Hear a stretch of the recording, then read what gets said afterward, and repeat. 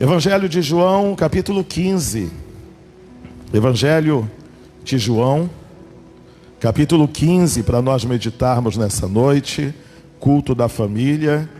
Para os nossos irmãos que depois estarão assistindo aí no Facebook, no dia, na hora, no momento que assistirem, Deus vai abençoar você em nome de Jesus. Amém?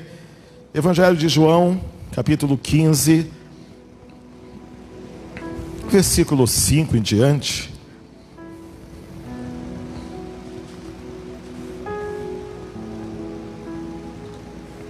Quem achou, diga amém. Diz assim a palavra de Deus: Eu sou a videira, vós os ramos. Quem permanecer em mim e eu nele, esse dá muito fruto, porque sem mim nada podeis fazer. Se alguém não permanecer em mim, será lançado fora, à semelhança do ramo, e secará, e o apanham, lançam no fogo e o queimam. Se permanecerdes em mim, e as minhas palavras permanecerem em vós, pedirei o que quiserdes, e vos será feito. Versículo 8. Nisto é glorificado meu Pai, em quem deis muito fruto, e assim vos tornareis meus discípulos. Senhor meu Deus, fala conosco, fala com a tua igreja, fala com cada filho teu, é o que eu te peço em nome do nosso Senhor Jesus. Amém. Você pode sentar, meu irmão, que Deus te abençoe grandemente, poderosamente. Irmãos, deixa eu falar algo para você nessa noite, para mim, a palavra de Deus falando ao nosso coração. A importância de nós estarmos na presença de Deus. Eu sei que existem algumas coisas que são muito comuns, né? Existem frases de efeito, frases prontas. Existem palavras que nós temos o hábito de falar, porque os nossos avós falavam, os nossos pais falavam. Então falar de Deus, falar esse nome Deus, né? É um nome bonito, é um nome poderoso, é um nome assim muito forte. É muito bonito quando nós abrimos os nossos lábios para dizer, olha, que Deus te abençoe. É muito bonito quando nós falamos assim, olha, se Deus quiser. Ou então assim, olha, eu acredito em Deus. É bonito de ouvir isso. Isso é algo assim muito legal, né? No meio da sociedade, às vezes até no meio das pessoas que não são, vamos assim dizer, praticantes de nenhuma religião. Às vezes até para eles é bonito falar, poxa, olha que Deus te abençoe. Aí o outro responde, que Deus abençoe a todos nós. Isso é bonito de falar. Mas quando nós olhamos para a palavra, e é algo que você sempre ouve eu pregar aqui na igreja, irmãos, não existe Deus, não existe Jesus, não existe salvação, libertação, não existe transformação sem relacionamento. Não tem, infelizmente não tem. Infelizmente não tem relacionamento com Deus com bondade. Não, eu sou bonzinho, eu sou uma pessoa bacana, eu faço bem. Não é relacionamento. Eu já falei aqui que fazer aquilo que é correto é nossa obrigação, independentemente da nossa fé. Mas quando nós falamos assim sobre Deus, sobre salvação, libertação, a bênção de Deus, isso só é possível se houver relacionamento. Porque se não tiver relacionamento, é bonitinho, é legal, é jóia, naquela roda de amigos ali, todo mundo ali falando o nome de Deus, é muito bacana. Mas se não tiver relacionamento, é perda de tempo. É perda de tempo porque nós, às vezes, podemos falar de algo que nós não sabemos, nós não conhecemos. Falando que Deus vai fazer alguma coisa, ou deixar de fazer alguma coisa, porque nós pensamos dessa maneira. Porque, irmão, se for por pensamento, e as pessoas que não acreditam em Deus, como é que faz? Elas pensam também, elas têm uma visão de mundo, e na visão de mundo delas, elas não acreditam em Deus. E aí? Quem é que está certo? Eles ou nós que acreditamos, que estamos na casa de Deus nessa noite? Então a única maneira de nós termos segurança, vamos assim dizer, paz naquilo que nós cremos, naquilo que nós estamos fazendo, na nossa oração, na nossa fidelidade a Deus, a única maneira de nós termos essa paz é através de um relacionamento com Deus. Parece quando alguém fala de você. Se alguém fala de você, seja o que for, o que as pessoas vão pensar? Elas vão pensar assim: não, peraí, eu conheço ele, eu sei quem é ele, eu convivo com ele. Mas se você não convive, se você não sabe quem é a pessoa, se você não tem relacionamento com ela, você pode até ficar na dúvida: mas será que é isso mesmo? Será que é verdade? Será que essa pessoa é assim? Então a mesma coisa é Deus. Se alguém chega para você e diz: não, Deus não existe, não, Deus é uma criação nossa, Deus é algo que a gente cria na nossa mente para nós vivermos, então aí realmente é difícil, é complicado. A tendência de uma pessoa que não tem relacionamento com Deus é esfriar na fé, é deixar de se congregar, é deixar de ser fiel nos seus propósitos, é deixar de fazer a obra, é não sentir mais falta da igreja. Essa é a tendência de toda pessoa que não tem relacionamento, não tem intimidade, não tem vivência. Imagine um casamento onde duas pessoas, elas fazem uma aliança, votos no seu casamento, mas só que elas não convivem, elas não conversam, elas não têm história juntos, elas não têm conquistas juntos, elas não passam por problemas juntos. A probabilidade dessas duas pessoas quererem ficar casada é muito difícil, irmão, é muito difícil. Sabe por quê? Porque não tem relacionamento, não tem vida. É a mesma coisa no casamento, na família. Porque os filhos, eles respeitam os pais. Porque os filhos tomam bênção, porque os filhos honram os seus pais. Por quê? Porque desde criança, quando eles são pequenininhos, eles têm aquela figura paterna e materna. Eles aprendem, eles crescem, a mente deles, o emocional deles, o psicológico deles cresce com a ideia que aquele pai, que aquela mãe é uma autoridade, é alguém que ama ele, que ama ela, é alguém que ao longo da vida foi cuidando, foi ensinando, foi alimentando, ao longo da vida foram tendo experiências. Quem entende isso? Diga amém. Então, agora uma criança que nasceu de um casal, biologicamente, e foi criado por outro casal, qual é a probabilidade dessa criança amar os pais biológicos? Praticamente zero, a não ser que essa criança tenha um sentimento muito forte de dizer: não, é sangue do meu sangue. Mas na grande maioria, o que acontece? Essa criança vai amar quem? Os pais adotivos. Fala assim para o teu irmão: é assim com Deus. Diga para ele. Quando a palavra de Deus diz assim: eu sou a videira, vós os ramos, quem permanece em mim e eu nele, esse dá muito fruto, porque sem mim nada podeis fazer. Quer dizer, como é que Jesus, ele permanece em nós? A partir do momento que nós estamos nele. Se eu e você estivermos em Jesus, ele está em nós, e ele está conosco. Jesus não tem por propósito se afastar de nós, nos abandonar de maneira nenhuma. Mas só que o nosso relacionamento com Deus, o fato de nós estarmos com Jesus, isso vai criar em nós, não em Deus, isso vai criar em nós a certeza, a confiança que Deus está conosco. Mas como, pastor? Através da experiência, através do relacionamento, através das bênçãos de Deus na tua vida, através do livramento, através do discernimento. Porque existe relacionamento.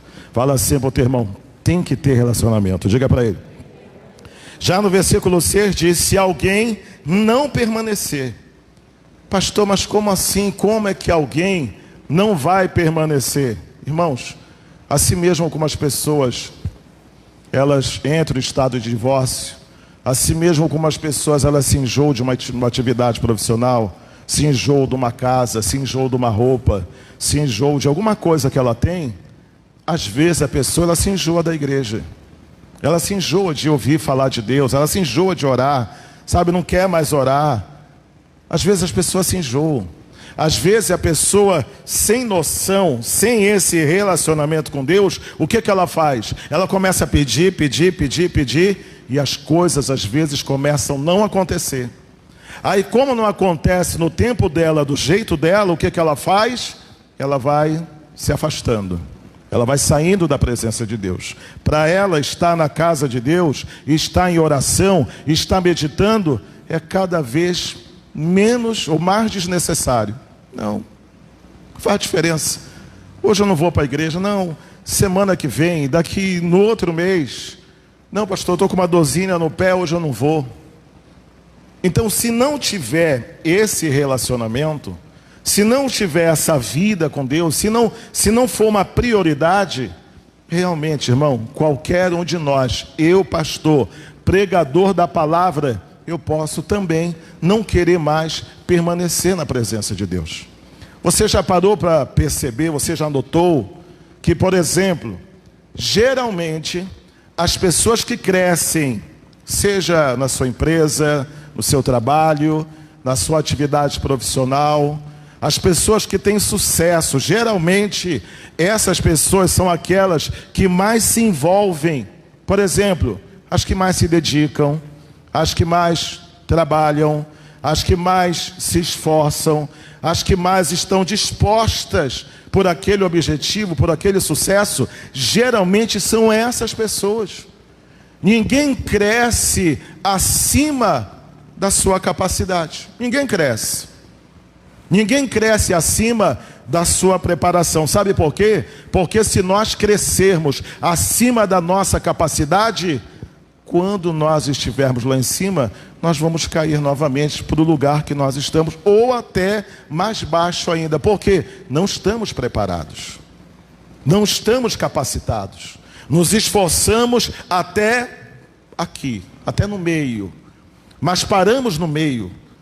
Não quisemos mais crescer. Então, nós vamos crescer até onde nós nos preparamos. Isso é fato. Isso é do ser humano, isso é do homem. Irmãos, no nosso relacionamento com Deus é a mesma coisa. Quanto mais você se envolver, quanto mais nós estivermos ali na presença de Deus, a tendência é crescer, é se fortalecer, é estar mais firme na fé, é perseverar mais, é confiar mais, é receber mais bênção de Deus, é tomar posse de mais milagres do Senhor, é ver a bênção de Deus chegando na sua casa, na sua família. Sabe por quê? Tem relacionamento. Fala assim para o teu irmão, tem que permanecer. Diga para ele: se alguém não permanecer em mim, será lançado fora, a semelhança do ramo, e secará, e o apanham, lançam no fogo e o queimam. O que Jesus está falando aqui? Jesus está falando de salvação. A pessoa que não quiser aceitar Jesus, não quiser permanecer na presença de Deus, infelizmente, mas está sendo avisado, o mundo inteiro está sendo avisado que existe uma condenação que é o inferno, fogo eterno sobre a vida daqueles que rejeitaram a Jesus. Mas eu não estou falando especificamente disso nessa noite, mas é exatamente o que Jesus está falando. Mas no versículo 7 ele diz assim: se permanecerdes em mim, e as minhas o quê? Palavras. Uma pergunta que eu faço para nós: quem nós estamos ouvindo? Quem é o seu conselheiro? Quem é o seu conselheiro? Quem é aquela pessoa que quando essa pessoa fala com você, faz a diferença? Porque todo mundo tem. Todo ser humano tem alguém que quando abre os seus lábios perto de nós, a gente para e ouve.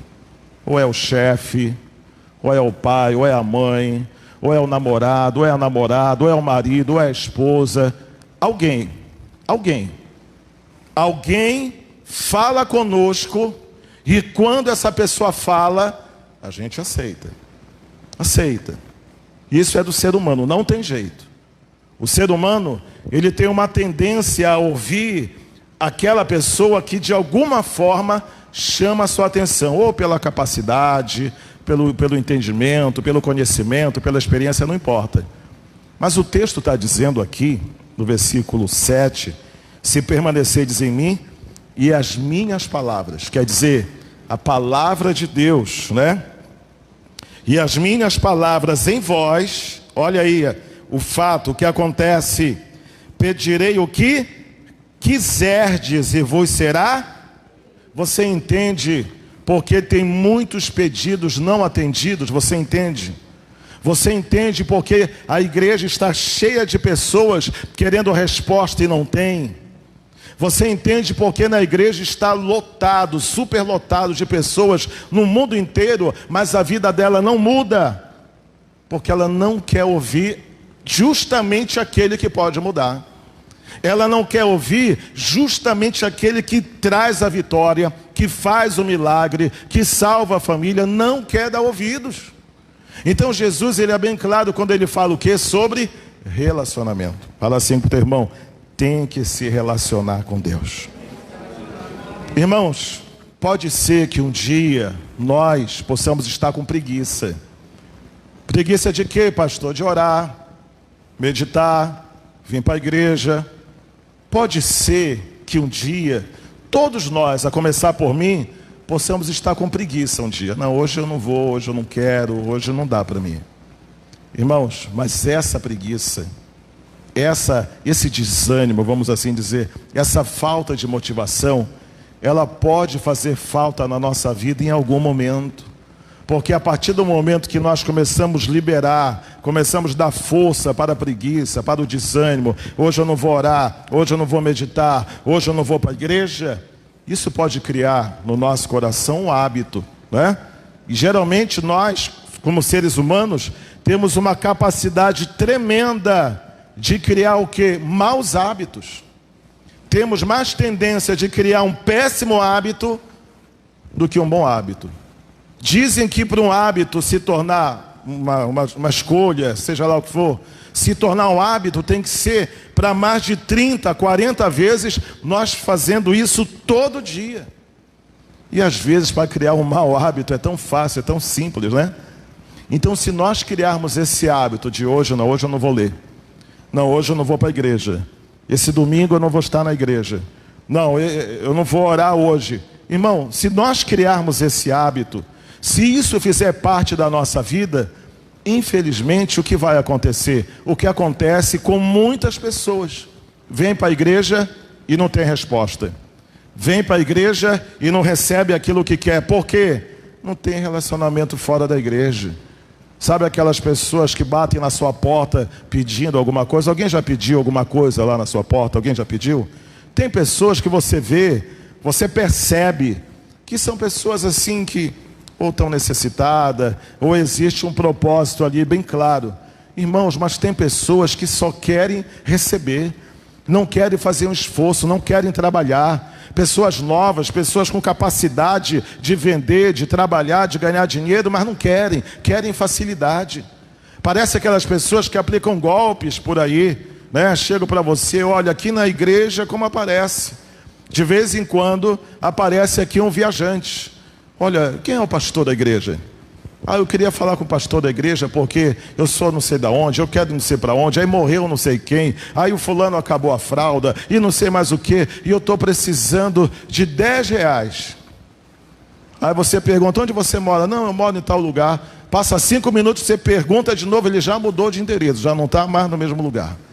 Então às vezes a igreja, ela está cheia de pessoas assim, que querem só chegar, pedir, receber ali aquele trocado, aquela bênção, né? E sumir. Mas fala assim para o teu irmão, Deus tem mais para você, meu irmão. Fala, confessa, senão ele não acredita. Diga assim, Deus tem mais para você. Diga para ele. Pedires o que quiserdes, vos será feito. Aí versículo 8, para nós encerrarmos. Nisto é glorificado meu Pai. Pastor, como é que nós podemos glorificar o nosso Pai? Sendo abençoado. Toda vez que você é abençoado, o nosso Deus é glorificado. Você não ouviu, não entendeu, mas eu vou repetir. Toda vez que você é abençoado, o nosso Deus é glorificado. Toda vez, meu irmão. Toda vez que você vence, que você é abençoado, que o milagre acontece, o nome do nosso Deus é glorificado. Poxa, existe uma adoração tão boa como essa? Meu Deus, eu vou te glorificar como? Eu vou vencer. Eu vou tomar posse da bênção. Um milagre vai acontecer na minha vida. Quem crê nisso, diga amém. Nisto é glorificado o meu Pai, em que deis muito fruto, e assim vós nos tornareis meus discípulos. Irmão, o discípulo, na verdade, ele é uma pessoa que tem prazer no seu discipulador. Por que as pessoas usam a camisa do Neymar, do PSG, ou sei lá, da seleção? Porque elas têm alegria de ver o Neymar jogando. Para eles é um prazer, quando eles olham para o Neymar jogando ali, é bacana, sabe? Olha o Neymar. Quando eles veem o Neymar na seleção, olha o Neymar, legal, bacana. Para eles é um prazer. É por isso que eles compram a camisa. Porque se não for prazer, eles não compram. Não vão comprar. Geralmente não se compra a camisa de um jogador desconhecido. Dificilmente se compra a camisa de alguém que ninguém ouviu falar, de alguém que ninguém ouviu falar. Então, geralmente o discípulo, ele tem prazer no seu discipulador. Ele tem prazer naquilo que ele fala, naquilo que ele faz, naquilo que ele prega, né? Naquilo que ele vive. Então, o que nós estamos falando aqui nessa noite, que esse relacionamento com Deus, quem tem esse prazer, quem permanece na presença do Senhor, quem luta para vencer a preguiça, o desânimo, é porque tem prazer em Deus, tem prazer em Jesus. E eu pergunto, você tem prazer em Jesus? Será que nós temos a alegria de Jesus ser o nosso discipulador? Será que nós temos a alegria de Jesus ser o nosso mestre? Porque a palavra de Deus nessa noite nos diz exatamente isso. Tem que ter relacionamento. Tem que estar na presença de Deus. Tem que conviver dia após dia, semana após semana, domingo após domingo, reunião após reunião, célula após célula. A partir do momento que você decide isso e você entende isso, meu irmão, eu e você começamos a desfrutar dos frutos, começamos a comer dos frutos, começamos a tomar posse da bênção, da promessa de Deus na nossa vida, em nome do nosso Senhor Jesus. Quantos creem nisso? Fique de pé no seu lugar, que nós já vamos orar. Mas eu quero dizer para você uma coisa nessa noite, meu irmão. Escute o que eu vou dizer para você. Permaneça no Senhor. Permaneça, sabe? Permaneça em Deus. Eu sei que todos nós aqui temos muitas prioridades. Alguns querem casar, outros querem casa, outros querem empresa, outros querem negócios, outros querem um salário bacana.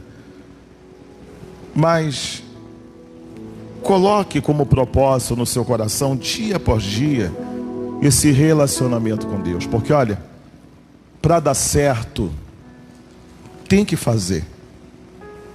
Para dar certo, tem que prestar atenção nesses detalhes aqui, sobre a videira e os ramos, a palavra de Deus nessa noite.